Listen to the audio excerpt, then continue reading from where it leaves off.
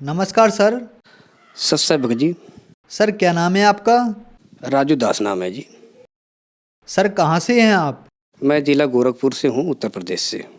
Sir संत रामपाल जी महाराज से नाम दीक्षा आपने कब ली? संत रामपाल जी महाराज जी से नाम दीक्षा मैंने 19 मार्च 2018 को लिया है। सर संत रामपाल जी महाराज से नाम दीक्षा लेने से पहले आप क्या भक्ति साधनाएं करते थे? संत रामपाल जी महाराज के चरणों में आने से पहले मैं निरंकारी मिशन में था। 25 साल मैं निरंकारी मिशन में सत्संग करता था। वहाँ पे 2012 में मेरे को सेवा करते करते एक पदवी मिल गई, तो वहाँ पे मैं गद्दी पे बैठ के और सेवा करने लगा। वक्ता सत्संग लोगों को बैठ कर के सत्संग करवाता था, तो वहाँ पे भी सेवा काफ़ी करी हमने। 12 साल तक करीबन निरंकारी पंथ का प्रचार किया जी। वहाँ पे नाम 5 सुमिरन बताई जाती थी कि भाई कहती थी तन मन धन निरंकार का है, साधु भेष नहीं बदलना है, और एक तू ही निरंकार मैं तेरी शरणहार, यही मंत्र थे, वो इसी का सुमिरन करना था जी। सर आपने बताया कि आप 25 साल से निरंकारी पंथ में जुड़े हुए थे। लास्ट के 12 साल तक आपने निरंकारी पंथ का प्रचार किया। वहाँ पर आपको एक सेवा दे दी गई कि आप वहाँ सत्संग करने लगे। तो सर हम आपसे एक बात जानना चाहते हैं कि जब निरंकारी पंथ में 25 साल रहने के बाद और 12 साल तक निरंकारी पंथ का प्रचार करने के बाद तो फिर ऐसा क्या कारण बना कि आप निरंकारी पंथ को छोड़कर संत रामपाल जी महाराज की शरण में आए? ऐसा है जी कि जब मैं निरंकारी मिशन में 25 साल जब सेवा करता था, तो करते करते मेरे को फिर 2012 में एक प्रचारक का सेवा दे दी गई, और वहाँ पे मुझे सत्संग करवाने का एक सेवा दे दी गई, जिससे मैं सेवा करने लगा। और सेवा करते करते मुझे उल्टा परेशानी होने लगी, कभी शरीर में खुजली, कभी खांसी। इसी बीच हमारी एक बहन थी, वो भी पागल हो गई, और फिर यही बीमारी हमारे घर को भी लग गया। और फिर खाने पीने की भी परेशानी हो गई, कमाई में बरकत होना भी बंद हो गया, और मैं काफ़ी परेशान रहने लगा। कोई लाभ नहीं मिलता था, दिक्कतें और बढ़ती चली गई। वक्ता होने के नाते भी मैं काफ़ी परेशान रहता था। सेवा भी करता था, गद्दी पे बैठ के वक्ता भी करता था, लेकिन उसके बाद भी मैं बहुत परेशान था। उसके बीच हमारे माता पिता और भाई हम बहुत परेशान हो गए। खुजली, बीमारी, उल्टा रिएक्शन होने लगा, जैसे मानो पता नहीं क्या हो गया है। वो मेरे शरीर में करीबन 3 साल तक जो है एलर्जी रही, और इसी बीच हमारी बहन जो है वो पागल हो गई, और फिर खाने वाने पीने की भी परेशानी हो गई। और हमारा जो खेत में गेहूं अनाज बोते थे, वो भी जो है हमने मजबूरी में हमें भी उसको गिरवी रखनी पड़ गई। तो यहाँ परेशानी हुई, लाभ तो कुछ मिला नहीं मुझे। सर आप 25 साल से निरंकारी पंथ से जुड़े हुए थे और 12 साल तक आपने निरंकारी पंथ का प्रचार किया। आप खुद वक्ता थे, सत्संग करते थे, आप लोगों को समझाते थे, लेकिन आप खुद परेशान थे। आपको और आपके माता पिता को भयंकर एलर्जी की बीमारी हो गई। आपने इलाज कराया लेकिन नहीं ठीक हुई। फिर आपकी बहन पागल हो गई, आपके ऊपर दुखों का पहाड़ टूट गया। तो फिर संत रामपाल जी महाराज के बारे में जानकारी आपको कहाँ से मिली? संत रामपाल जी महाराज के बारे में जानकारी हमारे एक भगत हैं, साले साहब हैं, उन्होंने बताया कि भाई जो आप भक्ति कर रहे हो उसमें कोई लाभ नहीं है, कोई फ़ायदा नहीं है, आप मेरे साथ चलो मुंडिका।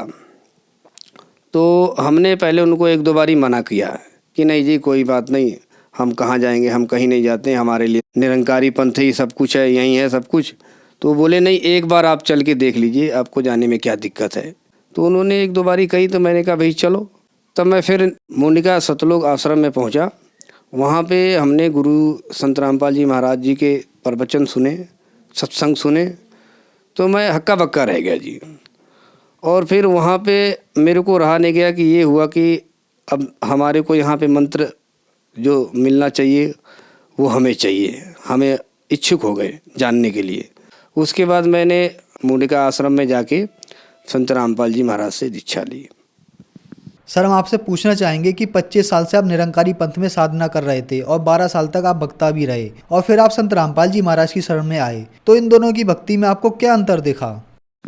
इन दोनों यानी कि भक्ति में बहुत ज़मीन आसमान का फ़र्क हुआ। पहली बात तो जो मेरी बेचैनी थी, जो परेशानी थी, वो एकदम शांत हो गई। और सबसे बढ़ के ये खुशी मिली कि मुझे असली भक्ति, असली ज्ञान यहाँ मिला संत रामपाल जी महाराज जी के आश्रम में। तो फिर इनके ज्ञान में अंतर ये हो गया, एक तो जो ज्ञान देते थे संत रामपाल जी महाराज, उसमें ये था प्रमाणित ज्ञान, वेद शास्त्र गीता ये सब चीज़ों में दिखाई गई थी।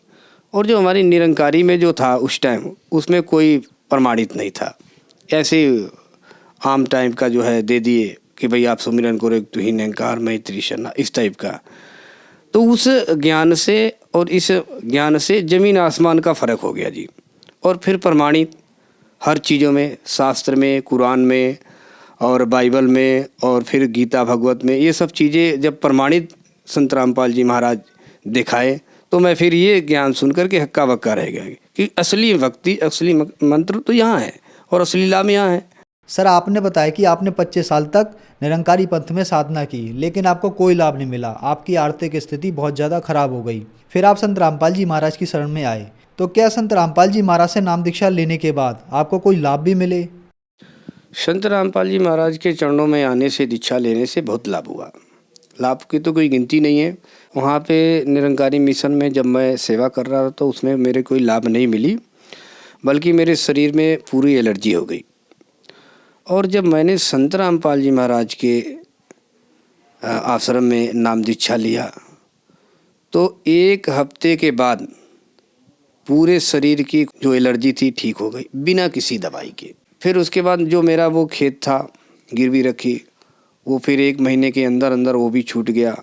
और फिर जो काम धाम हमारे बंद हो गए थे वो भी चालू हो गए संत रामपाल जी महाराज के चरणों में आने से, शिक्षा दीक्षा लेने से। और उसके बाद जो है, जो हमारी सिस्टर थी वो जो पागल हो गई थी, उनको भी हमने नाम दीक्षा लिया। पहले तो वो नाम दीक्षा ले नहीं रही थी, बड़ी मुश्किल से उनको हमने राजी करे, भाई मानो जाओ। तो उसके बाद हमने अपनी बहन को भी संत रामपाल जी महाराज जी से दीक्षा दिलवाई, तो उनको भी ये राहत प्राप्त हुई, वो भी ठीक है अभी। हमारी जो बहन थे उनका आपने सुना, मेरा सुना, यही सिस्टम, यही परेशानी माता जी को भी हो गया था हमारे, और हमारे भाई को भी हो गया था। और प्लस पॉइंट घर में भी बहुत तरीके से झगड़े होते थे, परेशानी होती थी, वो भी सब ठीक हो गई, उनके भी एलर्जी ठीक हो गई। और संत रामपाल जी महाराज के चरणों में आने से, इनसे दीक्षा लेने से हमारे घर की सारी परेशानी, सारी बीमारी ठीक हो गई बिना किसी पैसे की। सर, संत रामपाल जी महाराज से नाम दीक्षा लेने से पहले क्या आप कोई नशा भी करते थे? संत रामपाल जी महाराज के दीक्षा लेने से पहले मैं काफ़ी नशा करता था। मेरी 4-4, 5-5 डिब्बी सिगरेट हो जाती थी और बीड़ियाँ भी हो जाती थी। तम्बाकू भी बहुत खाया करता था, 3-3, 4-4 पैकेट एक दिन में खा जाता था।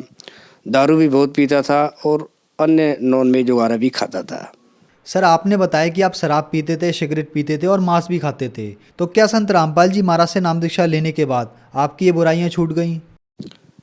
सदगुरु रामपाल जी महाराज के चरणों में दीक्षा लेने से संत रामपाल जी महाराज की ऐसी दया हुई कि सारी बीमारी और सारी नशा छूट गई भगत जी। सर, संत रामपाल जी महाराज से नाम दीक्षा लेने के बाद आपको लाभ ही लाभ प्राप्त हुए। आपका घर संत रामपाल जी महाराज ने खुशियों से भर दिया। तो जो श्रद्धालु आज आपको देख रहे हैं, खास करके निरंकारी पंथ वाले, उनके लिए आप क्या कहना चाहेंगे? मैं उनके लिए तो यही कहना चाहूँगा कि भाई मनुष्य जीवन है बड़ा दुर्लभ, मिले न बारंबार। आप उस नकली पंथों से हट के संत रामपाल जी महाराज के चरणों में आइए, इनसे दीक्षा लीजिए। आपको यहाँ पे बहुत लाभ मिलेगा और आपके सुखों की खान लग जाएगी। वहाँ पे कोई फ़ायदा नहीं है। वहाँ जो निरंकारी मिशन में हम एक पदवी पे थे, और वहाँ पे पदवी पे होने के बाद भी, वक्ता होने के बाद भी मेरे को वहाँ पे निरंकारी मिशन में कोई भी लाभ नहीं हुआ, बल्कि सारी दुखे ही दुख मिले। खेत गिरी हो गई, बहन पागल हो गई, हमारे शरीर में एलर्जी हो गई। यही सिस्टम हमारे घर वालों को भी हो गया, माता को, पिता को, बहन को। जैसे हमने संत रामपाल जी महाराज जी से नाम दीक्षा लिया, वो हमारी सारी बीमारी, दुख दलिद्र सारे दूर हो गए। मैं तो उन श्रद्धालुओं को यही कहना चाहूँगा, ये विनती करना चाहूँगा कि संत रामपाल जी महाराज जी के चरणों में आइए, इनसे नाम दीक्षा लीजिए और आपको लाभिक सुख ही सुख मिलेगा और लास्ट में आपको मोक्ष की भी प्राप्ति होगी। सर, संत रामपाल जी महाराज की शरण में कैसे आ सकते हैं? संत रामपाल जी महाराज के शरण में आने के लिए एक तो साधना चैनल जो अपना है, टीवी जो है, इसके नीचे टेलीफोन वगैरह, एड्रेस वगैरह पट्टी चलती है, उसमें आप फ़ोन करके आश्रम में पता कर सकते हैं और उनसे सारे आप ज्ञान और पूछताछ कर सकते हैं। वहाँ से आप संत रामपाल जी महाराज से नाम दीक्षा ले सकते हैं। धन्यवाद सर। सत साहब।